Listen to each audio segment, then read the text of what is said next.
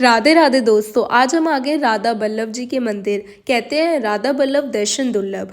सहज दर्शन नहीं होते राधा बल्लभ जी के। हर किसी व्यक्ति को राधा बल्लभ जी के दर्शन नहीं होते। राधा बल्लभ जी के दर्शन सिर्फ उन्हीं व्यक्ति को होते हैं जिनके हृदय में भावुकता हो, प्रेम हो।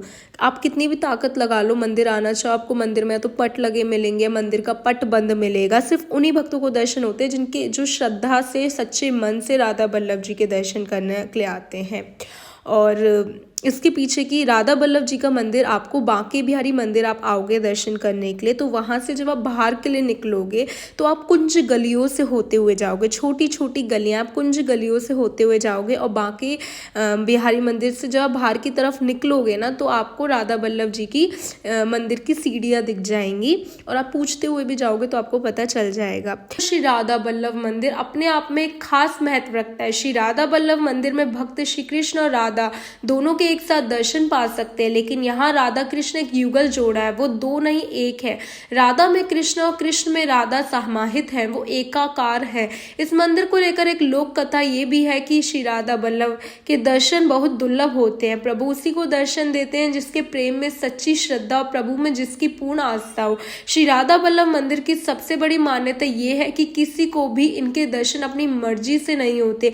जब भगवान राधा बल्लभ चाहेंगे तभी किसी को उनके दर्शन प्राप्त होंगे। वृंदावन में 3 मंदिर हैं जहाँ पे प्रभु साक्षात प्रकट हुए, जिनमें से एक है राधा बल्लभ जी मंदिर। राधा बल्लभ जी मंदिर में साक्षात राधा कृष्ण जुगल किशोर के रूप में प्रकट हुए हैं, जो एक ही है।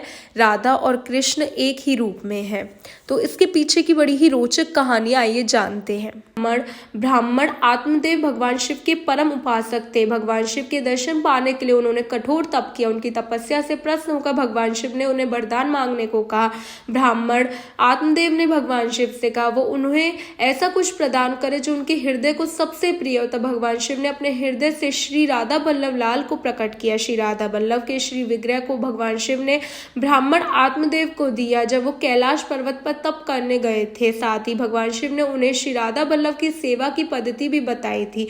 इसके बाद कई सालों तक ब्राह्मण आत्मदेव के वंशज उनकी सेवा करते लगे, लेकिन भगवान राधा बल्लभ लाल को श्री कृष्ण के अनुयायी हित हरिवंश महाप्रभु वृंदावन लेकर आए थे। जब संप्रदाचार्य बताते हैं कि हरिवंश महाप्रभु राधा बल्लभ लाल को लेकर वृंदावन आए और मदन टेर, जिसे ऊंची ठोर बोला जाता है, वहां पर विराजमान किया, लताओं का मंदिर बनाया। जब उनके बड़े पुत्र गद्दी पर बैठे महाप्रभु, तब उनके शासन काल में यहाँ पर एक पहला मंदिर बना राधा बल्लभ जी का, जो इस वृंदावन में राधा बल्लभ जी का सबसे पुराना मंदिर है। करते हुए कहते हैं कि राधा बल्लभ लाल दोनों एक में युगल है। आधे में श्री कृष्ण जी और आधे में राधा जी, दोनों एक ही स्वरूप है। हरिवंश महाप्रभु की गुरु राधा रानी ने दीक्षा दी हरिवंश महाप्रभु को, तो हरिवंश महाप्रभु के इस राधा बल्लभ लाल जो कि युगल है और बगल में जो गद्दी है छोटी सी जो विराजमान है, वो राधा रानी की गुरु रूप से गद्दी है। हरिवंश महाप्रभु की गुरु राधा रानी, जिसकी उन्होंने गद्दी स्थापित की है। इससे संबंधित लगभग 500 साल से एक ही कहावत सबसे ज्यादा प्रचलित है, राधा बल्लभ दर्शन दुर्लभ। सहसा दर्शन नहीं हो सकते किसी भी ताकत से। यह हृदय का खेल है। हृदय में भावुकता होगी, प्रेम होगा तो तब दर्शन होंगे।